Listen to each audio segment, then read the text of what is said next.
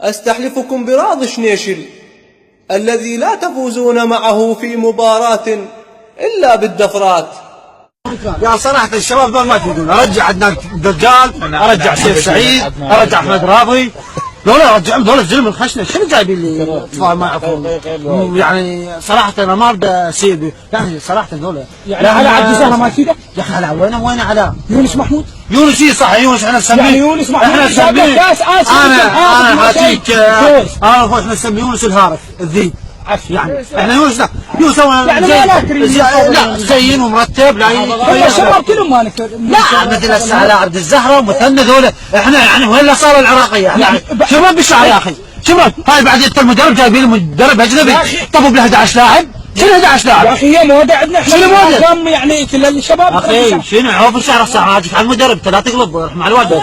طب ب 11 لاعب يا اخي قلهم 11 لاعب قلهم 11 لاعب طب ب 12 ابو كاسب يا اخي ما يصير والله جاي نحرق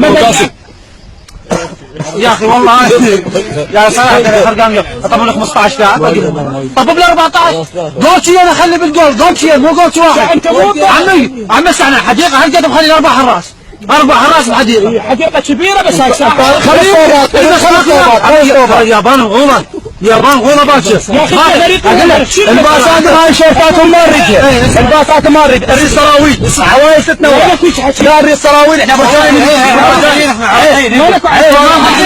انت مستعد تقول اريد عمو بابا هو كان يلبس الشباب كله. لا عمو بابا اذا كل شيء عشان اعراف لبسان قالوا ميت كذب ما ميت طلعوا ملعب الشعب لا ملعب الشعب بان يطاب وقالت يجي لك حتى تصدق شيخ لا عم بعد الشباب عندنا درجال شو نلعب على الحين رجال يدرب قطر يا اخي عمر نطي فلوس شنو قطر يا اخي نطي يلعب لنا هاي راسيه شو وين راح عمو بابا وين راح هسه تقول له الميت عمو بابا يموت تحت صديق كذب خلاص احنا ما نطول عليه باكر طبوا له جول شيئين 3 على مود يسدون شو اسمه ماكو ننزل بسلاحنا وعلى الوالدين يجيب على المنتخب. مو وضعيه والله مو وضعيه بنجانبكم انتم بدكم دينارين حتى لو عندك بالعراق تقدر مثلا انت تقول انقذ اصلاحاتك وانتم شيوخ عشان تودون شبابكم. خطر ما نروح له خلها بطاله ودينا قوامه نروح نقامه ما يجرى هو فايز شكو يجي جاينا